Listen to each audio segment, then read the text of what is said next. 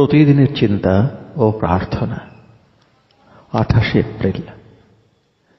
দিনের প্রধান চিন্তা। ঘটনা বলিয়া বিবরণ সংগ্রহ করিলেই আমাদের জ্ঞান লাভ হয় না। যিনি সেই উন্নততম প্রভু, তাঁহার দিকে যদি অগ্রসর হইতে পারি, তবেই আমাদের জ্ঞান লাভ সম্ভব। মুখস্থ করা যায়।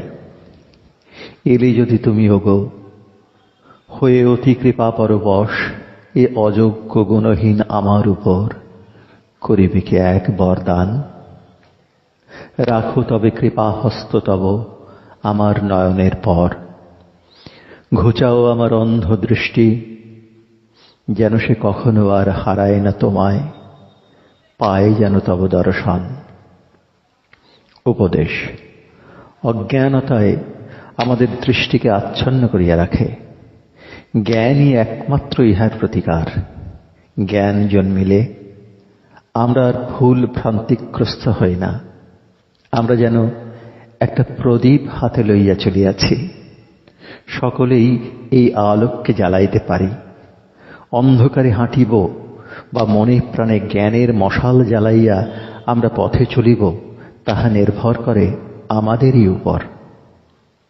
জ্ঞানই একমাত্র আমাদের পথ দেখাইয়া ভগবানের কাছে লইয়া যাইতে পারে। প্রার্থনা। হে অনন্ত সত্তা, তোমার কাছে যাওয়ার পথ আমাকে দেখাও প্রভু।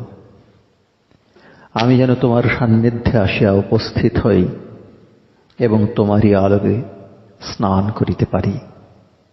কোনদিন যেন আমি তোমার দর্শনে বিমুখ বা বিফল না হই। আমি যেন সতত একনিষ্ঠ হইয়া অবিচলিত বিশ্বাসে তোমার সাধনা করি।